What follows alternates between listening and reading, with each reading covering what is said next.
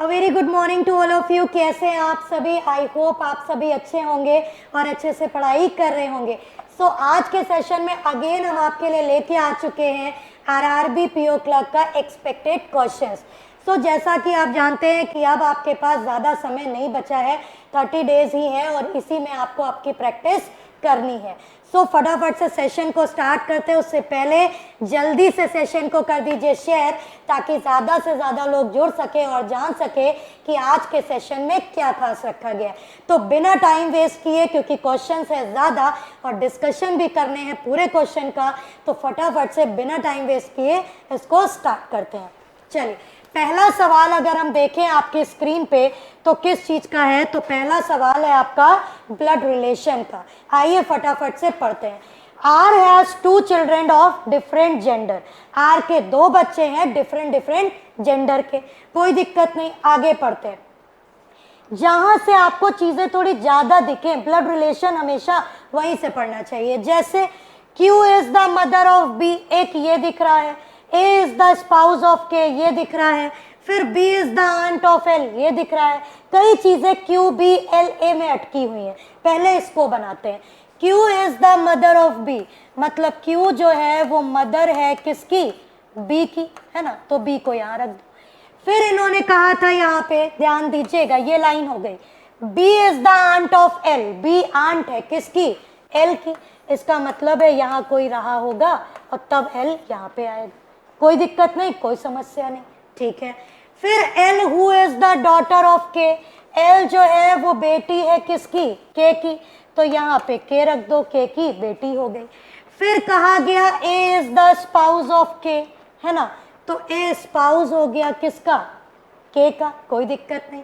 ऊपर आ जाइए, A is the brother in law of T, ठीक है। तो A ब्रदर इन लॉ है T का, तो A को बनाओ ब्रदर इन लॉ किसका? T का। यहाँ बना दो T। फिर आप ध्यान दीजिए, T is the aunt of L, T aunt है किसकी? L की। और T के केवल एक ही सिबलिंग है, तो T और K आपस में सिबलिंग हो गए। फिर कहा गया C is the son in law of R, C दामाद है। दामाद किस केस में बनेगा? R को यहाँ बनाओ, R की बेटी B बनाओ और C को इसका दामाद बनाओ। बोलो समझ आया कि नहीं? इतना हो गया। फिर क्या बचा? D is the cousin of M, M who is the grand daughter of R। तो M को यहाँ बनाओ, इसे ग्रैंड डॉटर बनाओ R की, और D को बनाओ इसका कजिन। कोई भी दिक्कत, कोई परेशानी नहीं आई होगी। क्यों? क्योंकि L is the only daughter कहा था, तो ये इकलौती बेटी थी। M को इसके साथ नहीं बना सकते थे, इसको बेटा बनाओ और इसी के साथ इस पर्टिकुलर फिगर को कंप्लीट कर दो, ठीक है। तो ये बन गया आपका ब्लड रिलेशन। आइए फटाफट से इसके क्वेश्चंस को सॉल्व करते हैं। चलिए, आई होप क्लियर हो गया होगा। फटाफट से कमेंट बॉक्स में बता दीजिए कि हाँ मैम ये सवाल समझ आ गया। आगे बढ़ते हैं। Who is the grand son of Q, Q का ग्रैंड सन कौन? तो Q का ग्रैंड सन है D, so the right answer is option number D, ठीक है। चलो आगे बढ़ते हैं क्वेश्चन नंबर 2 की तरफ। क्या बोला? How many female are in the family. Female कितनी? 1 2 3 4 5 6, 6 फीमेल है। इसका मतलब more than 5 is the right answer of this question, that is option number B. ये भी आपको क्लियर हो गया होगा। चलिए जल्दी से आगे बढ़ते हैं बिना टाइम वेस्ट किए। Question number 3, who is the brother in law of A. A का ब्रदर इन लॉ कौन? ए का ब्रदर इन लॉ हो गया C, so the right answer is option number D. तीनों सवालों में कोई समस्या नहीं आई होगी, आई अश्योर दैट, ठीक है। चलिए आगे बढ़ते हैं। Question number 4, who is the mother in law of K। K की सास कौन? देखिए K के ससुर हुए R, सास हुई Q, so the right answer is option number A, that is Q। I hope आपको ये चारों सवाल समझ में आ गए होंगे। कोई दिक्कत नहीं, फटाफट से कमेंट बॉक्स में एक थम्स अप कर दीजिए कि हाँ मैम हमें ब्लड रिलेशन तो इस क्वेश्चन में कोई भी दिक्कत नहीं हुई, ठीक। चलिए, how many pair of a letter are there in the word refrigerator. फिर वही फॉरवर्ड और बैकवर्ड, और ध्यान करिए ट्यूसडे की क्लास में हमने पेयर काउंटिंग कराई, वेडनेसडे में हमने पेयर काउंटिंग कराई। आखिर हम क्यों करा रहे हैं आपको हर सेशन में पेयर काउंटिंग? क्योंकि ये सवाल सबसे ज्यादा पूछा जाने वाला सवाल है। ठीक है, आप पेपर देने जाइएगा, गारंटी से मैं कह रही हूँ हर शिफ्ट में आपको पेयर काउंटिंग मिलेगी, एक सवाल रखा ही होगा। ठीक है, चलिए रेफ्रिजरेटर वर्ड के आप नंबर में कन्वर्ट करो, R18 E5, स्पेलिंग सही रखिएगा, F6 R18। ठीक है, आगे I9 G7 E5, फिर देखिए R18 A1 T20 O15 और R अगेन 18। ये हो गया। काउंटिंग ऑफ पेयर स्टार्ट करते हैं, देखिएगा। अब ध्यान दीजिएगा, शायद चीजें आपको देखने से ऐसे ही मिल जाए। 5 के बाद 6 7 8 9, ये तो नहीं मिल रहा, आगे देखते हैं। 18 से 19 20 21 22 23 24 मिलेगा ही नहीं, क्योंकि 18 से इंक्रीजिंग ऑर्डर में है ही नहीं। 5 के बाद एक पेयर मिला, यहाँ पे 5 से मिला 6। ठीक है, आगे 6 के बाद 7 8 9 10 11 12 13 14 15, कोई पेयर नहीं। 18 के बाद 19 20 21 22, कोई पेयर नहीं। 9 से मिलेगा 15, देखो 10 11 12 13 14 15 मिला, 2 पेयर हो गए। आगे देखते हैं, 7 से 8 9 10 11 12 13, कोई पेयर नहीं। 5 के बाद 6 7 8 9, कोई पेयर नहीं। 18 से मिला 20। ठीक है, तो फॉरवर्ड काउंटिंग में कितने मिल गए? 3 मिल गए। इसका मतलब ये होगा नहीं, ये होगा नहीं, ये होगा नहीं। स्मार्ट वर्क करिए, हार्ड वर्क करना है अच्छी बात है, बट स्मार्ट वर्क करिए। 3 ऑप्शन एलिमिनेट, बैकवर्ड से कोई तो मिल जाए। देखिए 18 से 20, एक तो आपको यही मिल गया है ना, 4 हो गए। अब 3 वाला भी कट गया, मतलब यही आंसर है ना। तो 4 के बाद और कौन से मिल रहे हैं, आइए देखते हैं। 15 के बाद 16 17 18, एक तो ये भी मिल रहा है। ठीक, तो 3 इधर से, 2 इधर से, 5, यानी more than 4 is the right answer. चलिए फटाफट से आगे बढ़ जाते हैं बिना टाइम वेस्ट किए। ये रहा आपके सामने सर्टेन सिटिंग अरेंजमेंट, और आपको अच्छी तरह याद है ट्यूसडे को हमने सर्कुलर सिटिंग अरेंजमेंट कराया था, अनसर्टेन वाला। वेडनेसडे को कल हमने आपको लीनियर कराया था, और आज हम आपके लिए फिर लीनियर लेके आए। क्यों? क्योंकि अनसर्टेन पूछा जाता है। मैं बता रही हूँ, ये कहीं लिख लीजिए, आप जाएंगे तब आपको रियलाइज होगा कि हाँ मैम सही कह रही थी, सेशन में चिल्ला चिल्ला के कि अनसर्टेन पढ़ लो। ठीक है, चलिए सो मूव करते हैं क्वेश्चन की तरफ, इसको बनाते हैं। ये रहा इंग्लिश का स्लाइड, यहीं पे बनाएंगे, आइए देखते हैं। Certain number of person sit in a linear row facing north. ठीक है, R sits fourth from one of the extreme end, एक एंड से आर को चौथे पे ले लो, एक बार यहाँ ले लो। ठीक, और एक बार इधर से आर को चौथे पे ले लो, कोई दिक्कत नहीं। एक पॉसिबिलिटी और ले लो क्योंकि जरूरत पड़ेगी। ठीक, चल आगे बढ़ते हैं। S sits third to the left of R, R का लेफ्ट इधर, एस यहाँ है ना, आर का लेफ्ट इधर, एस यहाँ, कोई दिक्कत नहीं। ठीक है, आर का लेफ्ट इधर, एस यहाँ, थर्ड लेफ्ट का मतलब बीच में 2 का गैप, कोई समस्या नहीं। 1 person between S and D, D यहाँ पे आ गया, कोई दिक्कत नहीं। एक बार डी को यहाँ ले लो, कोई दिक्कत नहीं। एक बार डी को यहाँ ले लो, कोई दिक्कत नहीं। बोलो क्या कोई दिक्कत हुई? नहीं हुई। आगे देखते हैं। 1 person, D sits third to the left of T, T के थर्ड लेफ्ट पे डी, ध्यान दीजिएगा यहाँ पे हमने रखा टी, टी के थर्ड लेफ्ट पे हमने रखा डी। ठीक, अगर डी यहाँ बैठा है तो टी को यहाँ रखना पड़ेगा, तभी तो थर्ड लेफ्ट पे डी आएगा। ठीक है, अगर आपका डी यहाँ बैठा है तो टी को यहाँ रखना पड़ेगा, तभी टी के थर्ड लेफ्ट पे डी आएगा, कोई दिक्कत नहीं। आगे बढ़ते हैं। 2 person sits between D and you. ठीक है, टी और यू के बीच में आपके कितने हैं? 2 व्यक्ति हैं, कोई दिक्कत नहीं है। टी और यू में 2 लोग रखने हैं, 2 छोड़ के यू इधर आएगा नहीं, 2 छोड़ के यू यहाँ रख दो, है ना। टी 2 छोड़ के यू इधर आएगा नहीं, 2 छोड़ के यू उधर जाएगा नहीं, ये भी कट गया। ठीक, कोई दिक्कत नहीं। आगे देखते हैं। U who sits just left of B, जो U है वो B के just left में है, तो देखिए B को जब आप यहाँ रखोगे तभी just left पे U आएगा, है ना। यहाँ देखो T 2 छोड़ के U और B के just left में U, है ना।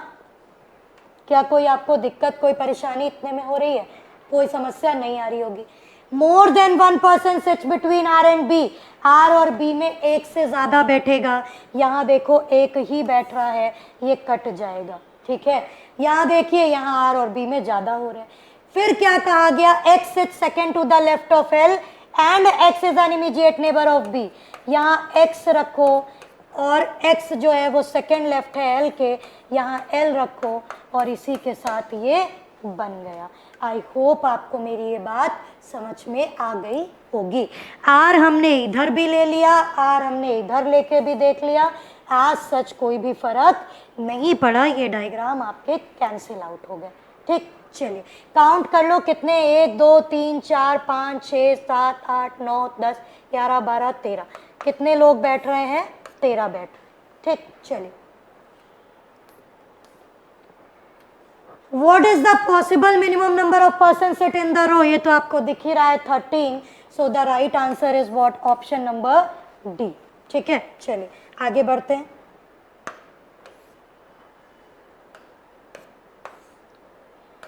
Question number 7, how many person sits between R and X? R और X में कितने? ध्यान दीजिएगा, 1 2 3 4 5 6, R और X में कितने हैं? 6, सो the right answer is what? Option number A. I hope आपको मेरी ये बात क्लियर हो गई होगी। ठीक है, चलिए आगे बढ़ते हैं। What is the position of D with respect to B?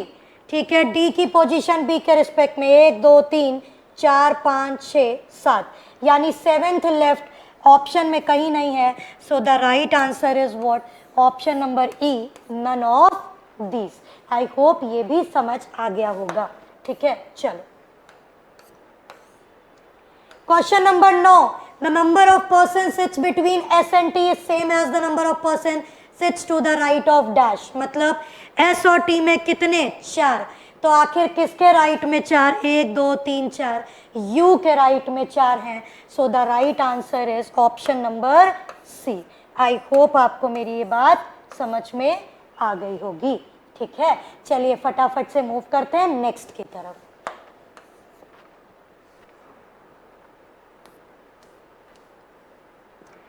Who among the following sits near to D? D के पास कौन? D के पास है R, तो हमारा आंसर हो जाएगा option number C, that is R। कोई दिक्कत, कोई परेशानी हो तो फटाफट से कमेंट बॉक्स में लिख दीजिए कि हाँ मैम यहाँ पे दिक्कत हो रही है। ठीक है, चलिए आगे बढ़ते हैं।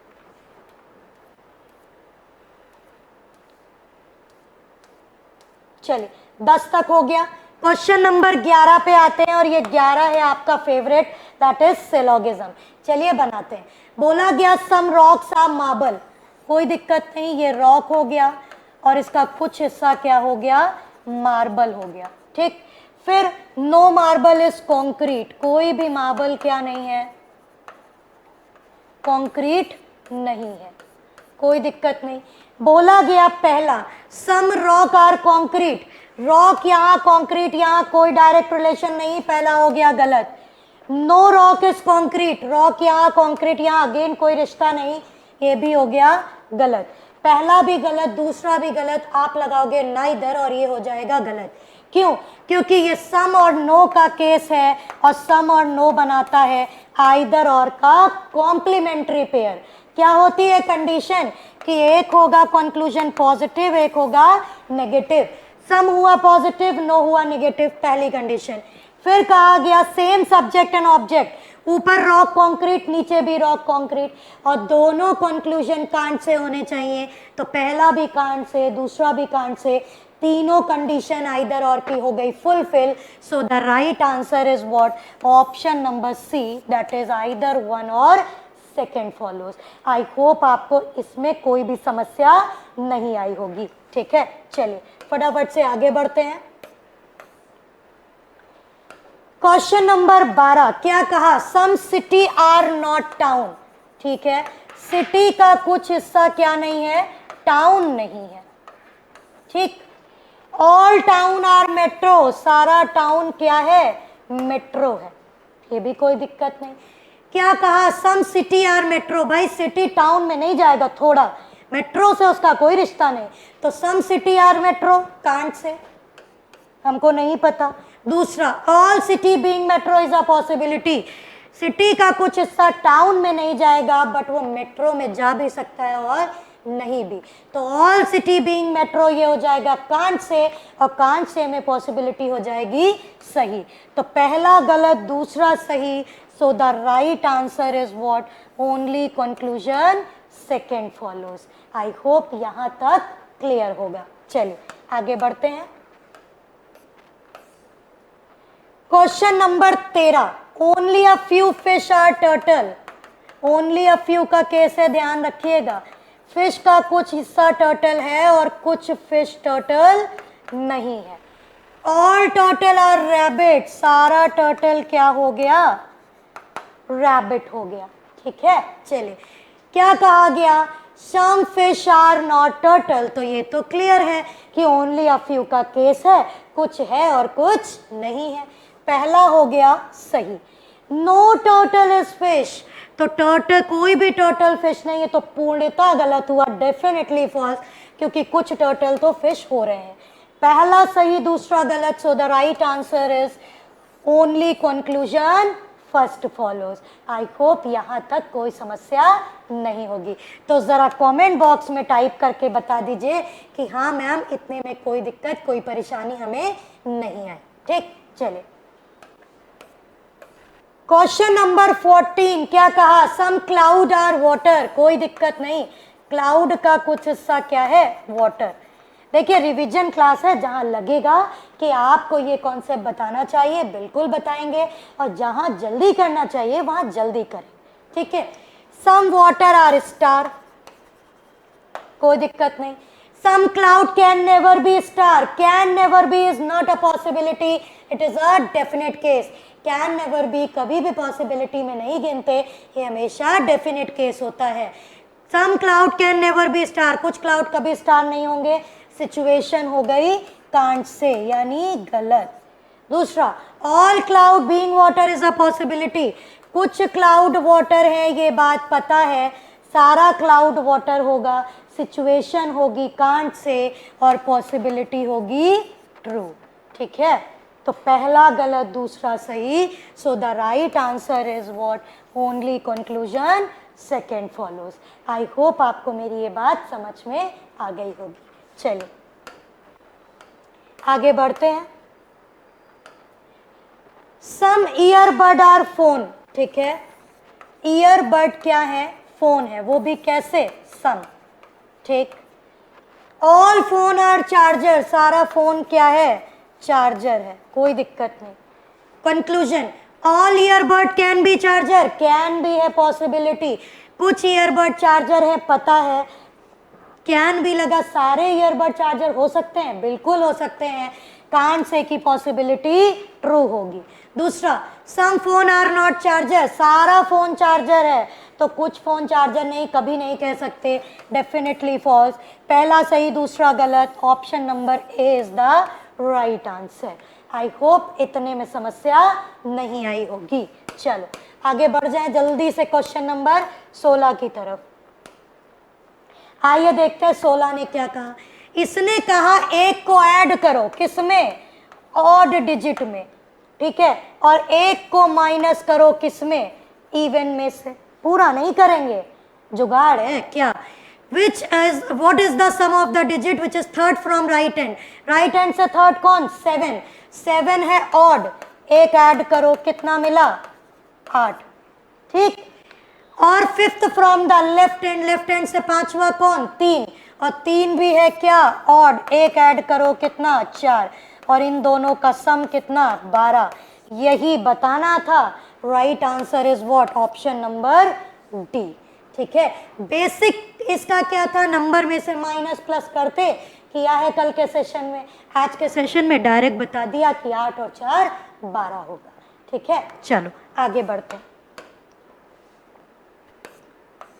क्वेश्चन नंबर 17, और बहुत ध्यान दीजिएगा, इसमें है जुगाड़, क्या है देखते हैं।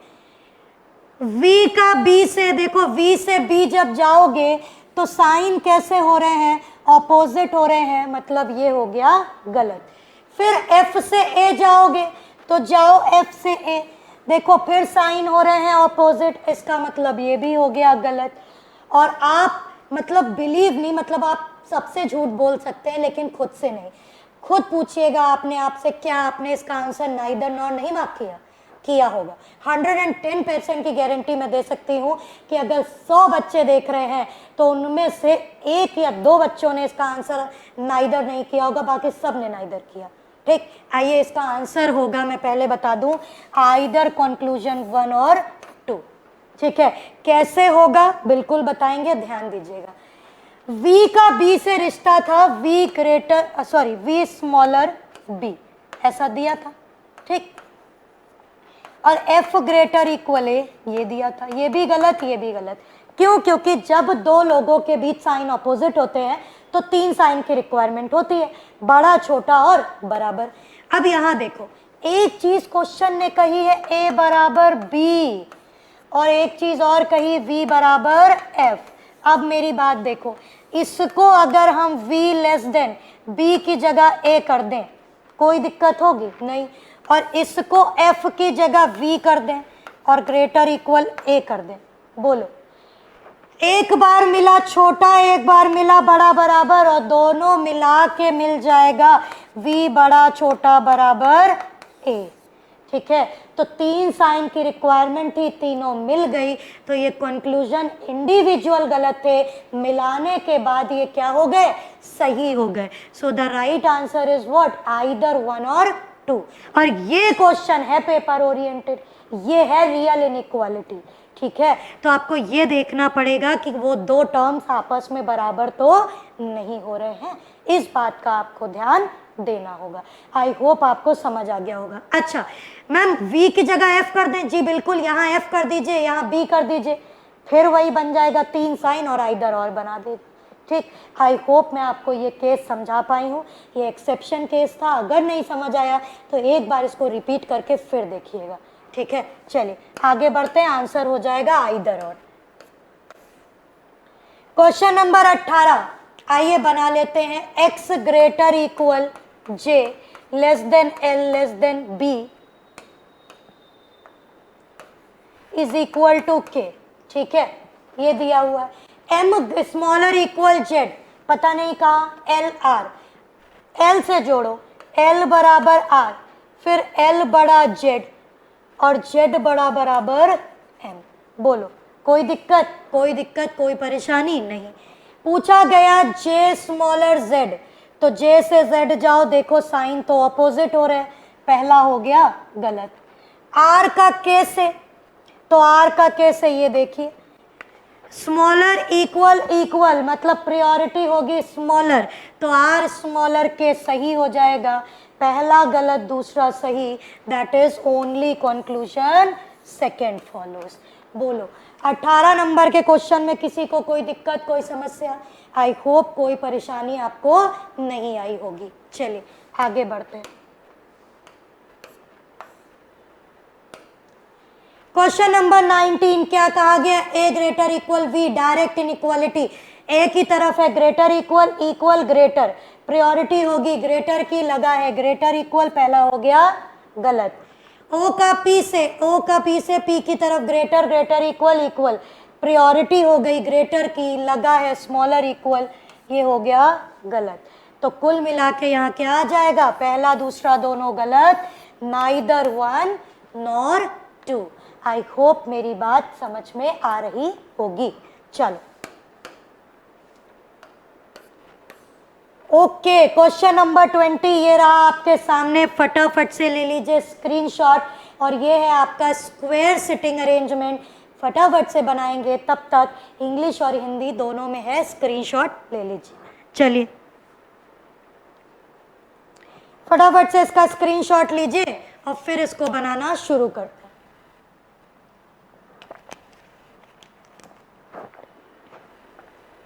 चलिए आइए देखते हैं। स्क्वायर टेबल बनाते हैं। ये रहा, एक हमने स्क्वायर ये बनाया, एक हमने स्क्वायर ये बनाया। 4 लोग कोनों पे हैं, 4 लोग बीच में हैं, कोई दिक्कत नहीं। 4 कोने पे, 4 बीच में, कोई दिक्कत नहीं। लेकिन यहाँ ये नहीं दिया कि कोने वाले अंदर या बाहर, ऐसा कुछ भी नहीं गिवन। आइए मानते हैं, एक चीज साफ दिख रही है, Q who sits at the corner, बनाओ इसको, क्यू को कॉर्नर पे ले लो, क्यू को कॉर्नर पे ले लो। आगे दिया क्यू बाहर देख रहा है, क्यू को बाहर ले लो, कोई दिक्कत नहीं। फिर ऊपर कहा क्या था, L sits just left of Q, Q के जस्ट लेफ्ट पे एल ले लो,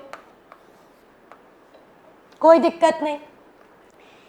M and Q are immediate neighbour and faces opposite, M और Q इमीजिएट नेबर हैं, ऑपोजिट देखेंगे, ये बाहर तो ये अंदर, M और Q नेबर हैं तो ये ऑपोजिट देखेंगे, ठीक, कोई दिक्कत नहीं। आगे देखिए, ऊपर लिखा था O and N faces each other, अच्छा ON आ नहीं पाएगा, ON आ नहीं पाएगा, ON आ नहीं पाएगा, ON ऐसे आएगा, है ना। तो देखो O और N यहाँ रखो, O और N यहाँ रखो। अच्छा, ये दोनों डायग्राम सेम थे, क्यों नहीं हम इसका यूज कर लेते। देखिए कैसे, एक बार O को यहाँ रखो, N को यहाँ रखो, दोनों फेस कर रहे हैं तो दोनों अंदर देखेंगे। एक बार N को यहाँ रखो, एक बार O को यहाँ रखो, दोनों फेस देख कर रहे हैं, अंदर देखेंगे। आगे P sits second to the right of N, N के सेकेंड राइट पे P, N यहाँ देख रहा है अंदर, सेकेंड राइट पे P आएगा नहीं, ये कट जाएगा। N देख रहा है अंदर, सेकेंड राइट पे आ गया P, ठीक। चलो, चार अंदर चार बाहर थे बोला गया, ध्यान देना, 1 2 3, 3 ऑलरेडी अंदर हो चुके, केवल एक अंदर होना है। अच्छा, P faces opposite direction as R and S faces, इसका साफ मतलब है R और S का ऑपोजिट P देखेगा। अच्छा एक बात बताओ, अगर हम P को अंदर बाहर दिखा दें तो R और S अंदर देखेंगे, और अंदर देखने के लिए हमें केवल एक ही व्यक्ति चाहिए, तो हम दिखाएंगे P को अंदर, ठीक है, और R और S को बाहर। फिर क्या कहा, S does not sit just left of P, P के लेफ्ट में S नहीं आएगा, S को रखो यहाँ पे, R को रखो यहाँ पे, दोनों देखेंगे ऑपोजिट हो गए, ठीक। अब इसके साथ साथ L भी बाहर, क्यों, क्योंकि 4 अंदर देखने वाले व्यक्ति ऑलरेडी हो चुके हैं।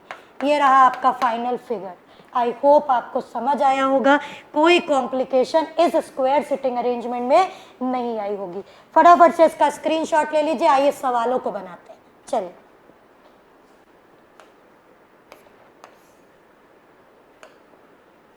Who sits 4 to the left of L, L के फोर्थ लेफ्ट में कौन, तो L देख रहा है बाहर, लेफ्ट होगा ये, फोर्थ लेफ्ट पे बैठा है S, so the right answer is what, option number B, ठीक है। चलो 21 की तरफ बढ़े। Who among the following person face outside, outside कौन देख रहा है, तो आपको अच्छी तरह से पता है M और O, कहाँ है M और O, ये तो अंदर देख रहे हैं। N और L, इसमें भी एक अंदर देख रहा है। R और L, ये दोनों बाहर देख रहे हैं, so the right answer is what, option number C. फटाफट से कमेंट बॉक्स में बता दीजिए, क्या इतने में कोई समस्या, कोई परेशानी तो नहीं। चलो आगे बढ़ते हैं।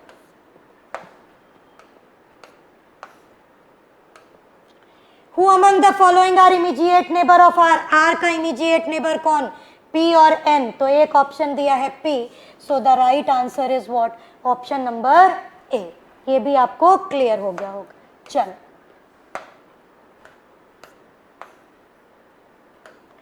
Which of the following statement is true, true कौन, P और Q डायगोनली है, जी बिल्कुल P और Q डायगोनली है, पहला तो सही है। S does not face outside, S बाहर नहीं देख रहा है, S बाहर देख रहा है, ये गलत है। N and R immediate neighbour, N और R पड़ोसी हैं, बिल्कुल हैं, पहला और तीसरा सही है, so the right answer is option number D, that is both first and third are true, ठीक। चलो आगे बढ़ते हैं।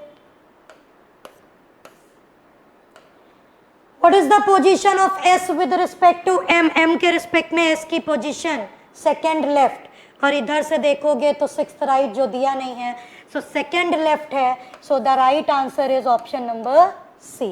पोजीशन ऑफ S बतानी थी M के रिस्पेक्ट में, M अंदर देख रहा है, सेकेंड लेफ्ट पे S बैठा है, ठीक। चलो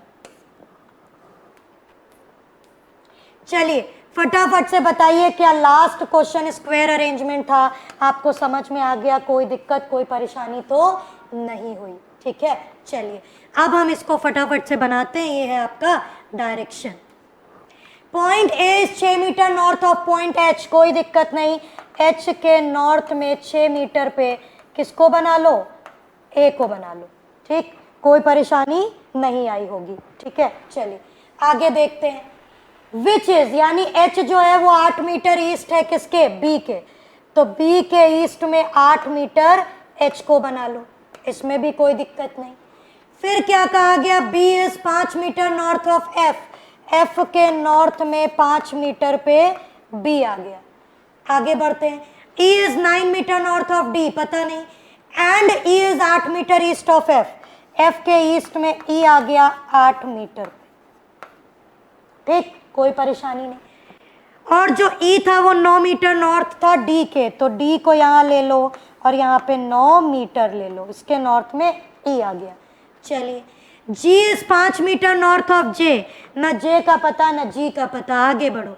D is 4 metre east of G, D is 4 metre east of G, G के ईस्ट में डी आएगा, जी को यहाँ रखो, ये 4 मीटर पे रखो। ठीक, अच्छा, फिर क्या कहा था, जी इज 5 मीटर नॉर्थ ऑफ जे, जे के नॉर्थ में जी था, यहाँ जगह नहीं है, मैं यहाँ बना दे रही हूँ जे। ठीक, कितने मीटर पे था, 5 पे था, इसको रख लो 5। आई होप आपको दिख रहा होगा। अब इस फिगर को मैं यहाँ कर देती हूँ, यहाँ पे आपका ए था, चलिए ध्यान दीजिएगा, यहाँ पे ए था, ए के नीचे एच था, 6 मीटर पे था, फिर आपका बी था 8 मीटर पे, फिर आपका यहाँ पे हो गया एफ 5 मीटर पे, फिर यहाँ हुआ ई 8 पे, ई के नीचे हुआ डी कितने पे, 9 पे, है ना, फिर यहाँ पे हुआ जी कितने पे, 4 पे। ठीक है, फिर जी के नीचे हुआ जे कितने पे, 5 पे। ठीक है, आई होप इतना आपको समझ में आ गया होगा। इसको रिमूव कर देते हैं ताकि दिक्कत ना हो। चलो, ये आपका फाइनल फिगर बन के आ गया। अब सवालों को करेंगे। आई होप आपको समझ आया होगा, कोई दिक्कत नहीं हुई होगी। स्पेस की थोड़ी प्रॉब्लम हो जाती है। In which direction is point E with respect to A, A के रिस्पेक्ट में ई की दिशा, तो ए के रिस्पेक्ट में ई की दिशा है south, so the right answer is what, option number A, that is south. ठीक, चलो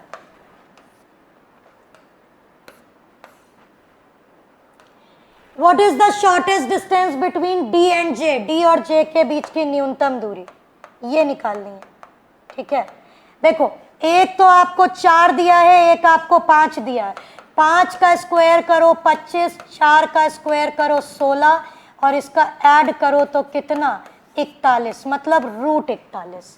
ठीक है, जिसको ये बात नहीं पता उनके लिए बताएं Pythagoras theorem, hypotenuse square is equal to perpendicular square plus base square. क्या हो गया, एक बार 5 का स्क्वायर प्लस 4 का स्क्वायर, ये हुआ 25, ये हुआ 16, ये हुआ 41, मतलब रूट 41। ठीक है, ऑप्शन देखिए, 2 जगह 41 लिख गया है बेटा, वो गलती से हो गया है। ऑप्शन नंबर 1 में जरा रूट लगा लीजिए और इसी के साथ option number B is the right answer. I hope आपको मेरी ये बात क्लियर हो गई होगी। ठीक है, चलो आगे बढ़ते हैं। क्वेश्चन नंबर 27, क्या कहा इन्होंने, आइए देख लेते हैं।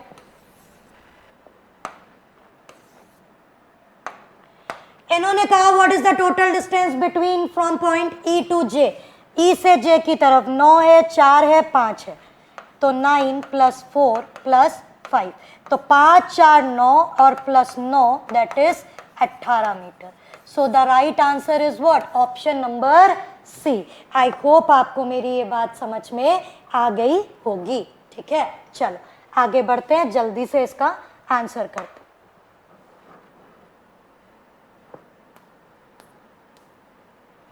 क्वेश्चन नंबर 28, अच्छा ये सवाल अच्छा है, तो आइए देखते हैं।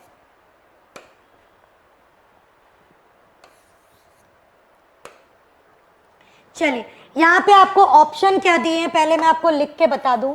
ए एफ दिया है, ई जी दिया है, डी जे दिया है, बी डी दिया है और ई जे दिया है। ठीक, दिख नहीं रहा होगा इसलिए बना दिया।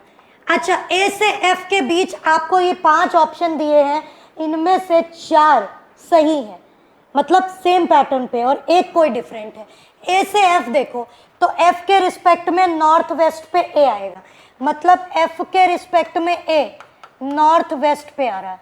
ठीक है, जी के रिस्पेक्ट में ई, जी के रिस्पेक्ट में ई, आप ध्यान दीजिएगा, एफ के रिस्पेक्ट में ए, सॉरी ध्यान दीजिएगा, एफ के रिस्पेक्ट में ए नॉर्थ ईस्ट में आ रहा है। ठीक, जी के रिस्पेक्ट में ई नॉर्थ ईस्ट में आ रहा है, जे के रिस्पेक्ट में डी अगेन नॉर्थ ईस्ट आ रहा है।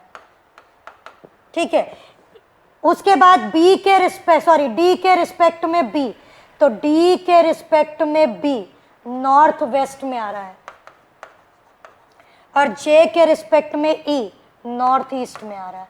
अब आप समझ गए होंगे आपको क्या करना है। दूसरे वाले के रिस्पेक्ट में पहला वाला सब में नॉर्थ ईस्ट आ रहा है एक्सेप्ट ऑप्शन नंबर डी, क्योंकि वो आपका नॉर्थ वेस्ट बना रहा है।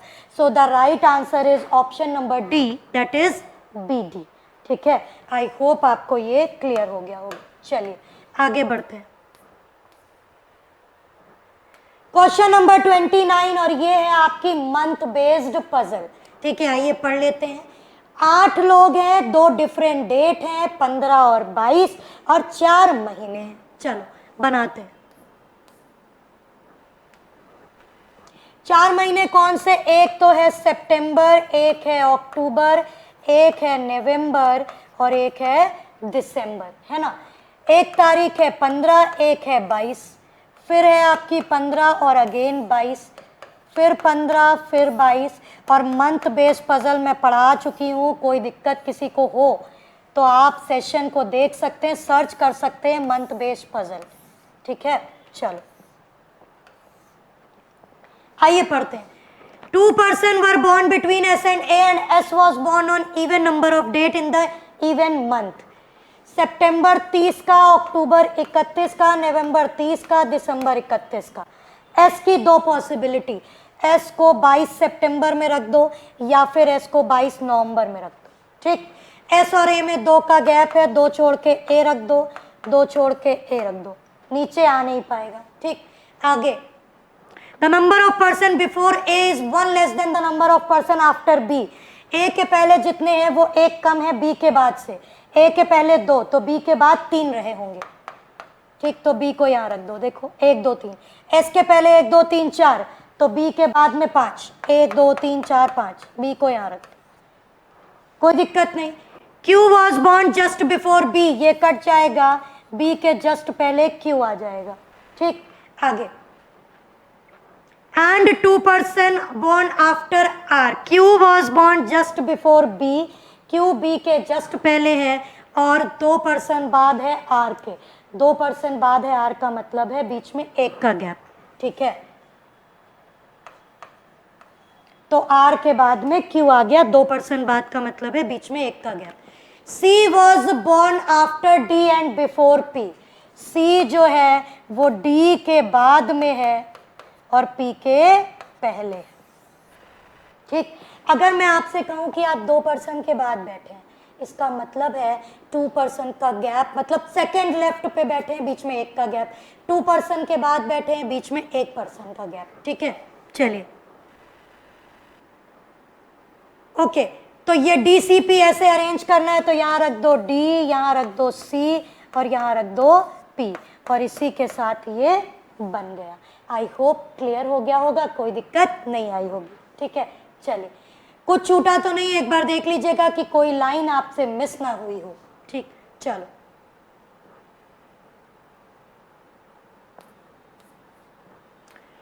Who among the following was born on 15th सितंबर? 15 सितंबर को कौन? तो 15 सितंबर को है आपका D, so the right answer is option number C. ठीक है, चलिए आगे बढ़ते हैं।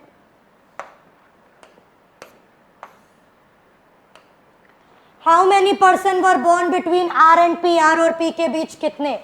तो 1 2 3 4 5, so the right answer is what? Option number B, that is 5। I hope आपको ये भी क्लियर हो गया होगा। चलो आगे बढ़ जाते हैं।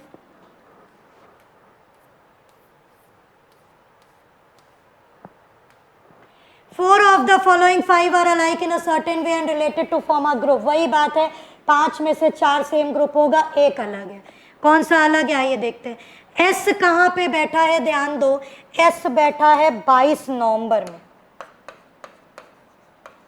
कोई दिक्कत नहीं। फिर आर कहाँ बैठा है? आर बैठा है 22 सितंबर में, कोई दिक्कत नहीं। बी कहाँ बैठा है? बी, तो बी बैठा है 15 नवंबर में। डी कहाँ बैठा है? 15 सितंबर में। लेकिन क्यू कहाँ बैठा है? 22 अक्टूबर में। तो देखो अब 22 और 15 से तो काम नहीं चलेगा, क्योंकि 3 22 2 15, ये तो नहीं हो पाएगा। लेकिन नवंबर में 30 दिन, सितंबर में 30 दिन, अक्टूबर में केवल 31 दिन। तो सो the right answer is what? Option number E, that is Q. I hope आपको मेरी ये बात समझ आ गई होगी। चलो जल्दी से आगे बढ़ते हैं बिना टाइम वेस्ट किए हुए। Question number 32, Who among the following which among the following statement is not true? कौन सा सही नहीं है? R was born just before A, A के जस्ट पहले R, ये तो सही है, हमको नहीं सही चाहिए, मतलब ये नहीं होगा। C was born in December, C दिसंबर में, ये भी क्या है? सही, हमको नहीं सही चाहिए। A was born before P, ये भी क्या है? सही, हमको गलत चाहिए। ठीक। Q and B born in the same month, Q और B सेम मंथ में नहीं, Q है अक्टूबर में, B है नवंबर में, तो यही हो गया गलत और यही चाहिए आंसर। ठीक है, so the right answer is what? Option number T. I hope clear हो गया होगा। ठीक है, चलो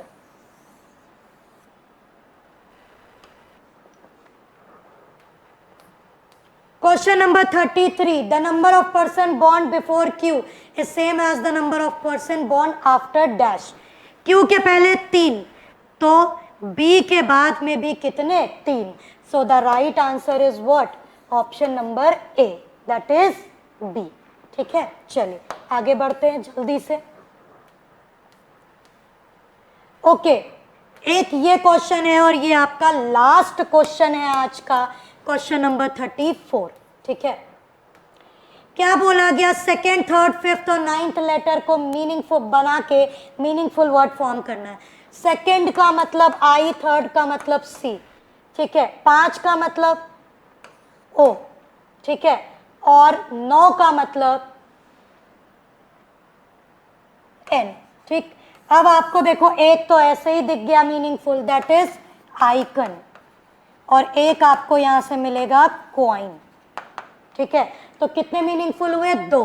क्या कहा उसने कि 4th लेटर बताइए अगर एक मीनिंगफुल वर्ड है तो, अगर एक से ज्यादा है तो Z मार्क करिए और अगर कोई नहीं है तो X मार्क करिए। तो इसका आंसर आप क्या मार्क कर दोगे? Z मार्क कर दोगे। क्यों? क्योंकि एक से ज्यादा है। ठीक है, आई होप आपको ये सवाल भी समझ आ गया होगा। आज के सेशन में मैंने 34 क्वेश्चंस ही रखे थे ताकि हम आपको समझा सके कि किस तरह का पेपर पैटर्न एक्सपेक्ट किया जा रहा है। आई होप क्लास समझ आई होगी, क्वेश्चन क्लियर हो गए होंगे, कोई दिक्कत कोई परेशानी नहीं हुई होगी। कोई दिक्कत हो कमेंट बॉक्स में टाइप कर दीजिएगा, आपको उसका आंसर किया जाएगा। तब तक के लिए आरआरबी के लिए ऑल द बेस्ट, पढ़ते रहिए, खुश रहिए, bye bye, take care, thank you so much.